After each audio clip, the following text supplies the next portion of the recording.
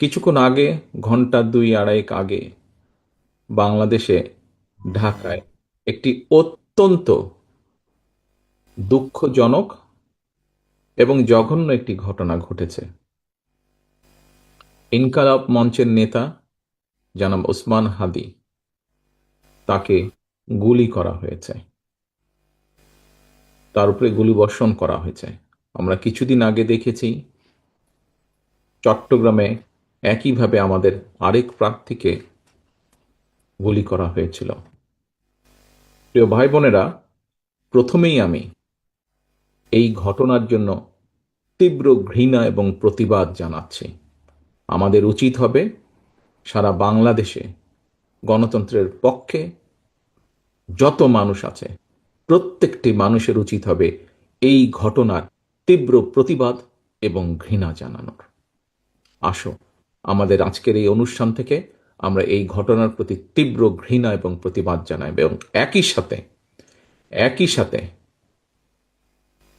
BNP এবং ছাত্র দলের দায়িত্বশীল একজন কর্মী হিসাবে আমাদের দায়িত্ব হবে প্রশাসনকে, যারা এই ঘটনার সুষ্ঠু তদন্ত করবে, তাদেরকে আমাদের অবস্থান থেকে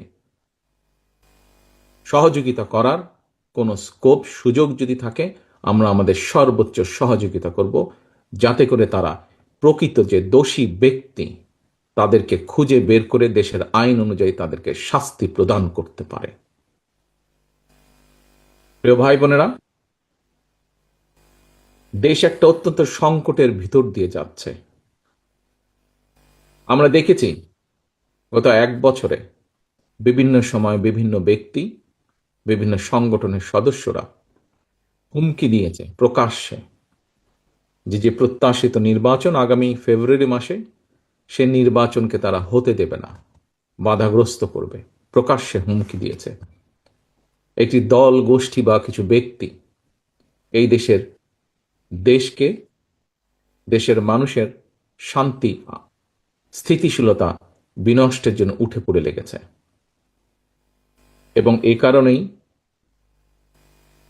বাংলাদেশ জাতীয়তাবাদী দল এবং একই সাথে যারা বাংলাদেশের অস্তিত্বে, স্বাধীনতা, সার্বভৌমত্বে বিশ্বাস করেন, দল ছোট বড় বিষয় না, যারা বাংলাদেশি জাতীয়তাবাদের অস্তিত্বে, বাংলাদেশের অস্তিত্বে বিশ্বাস করে, সবার আগে বাংলাদেশ, এই নীতিতে যারা বিশ্বাস করে, আমাদের প্রত্যেকটি দল, প্রত্যেকটি নেতা, প্রত্যেকটি কর্মী, প্রত্যেকটি মানুষকে আজ অতীতের যে কোনো সময় থেকে সবচাইতে বেশি ঐক্যবদ্ধ হতে হবে।